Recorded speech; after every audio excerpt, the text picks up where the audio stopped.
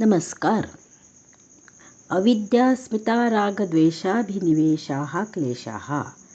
महर्षी पतंजलींच्या योगसूत्रातील साधनपाद या अध्यायातील हे तिसरे सूत्र आहे. समाधी स्थितीसाठी आवश्यक असणारी जी बहिरंग साधने सांगितलेली आहेत त्यातील हे एक सूत्र आहे.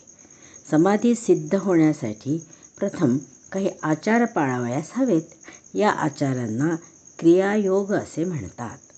यात समाधीसाठी आवश्यक असणारी चित्ताची एकाग्रता निर्माण होण्याची सवय मनाला लावणे आणि ही एकाग्रता करण्यात येणारी विघ्ने नाहीशी करणे हे या क्रियायोगात सांगितलेले आहे.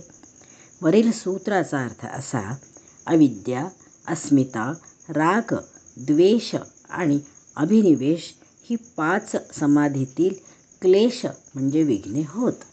जे लोक चिंता, भय, क्रोध, भावनाशीलता आणि मनाची चंचलता यांनी ग्रस्त असतात त्यांना किमान भावनिक संतुलन मिळवून योग साधनेची पूर्वतयारी त्यांच्याकडून व्हावी म्हणून ही सूत्र महर्षी पतंजलींनी सांगितलेली आहेत.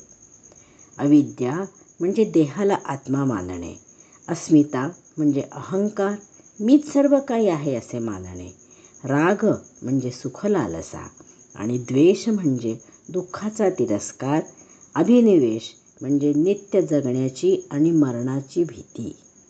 हे 5ही क्लेश चित्ताच्या आश्रयाने असतात आणि हे साधकाला सुखभोगात आणि संसारात गुंतवितात.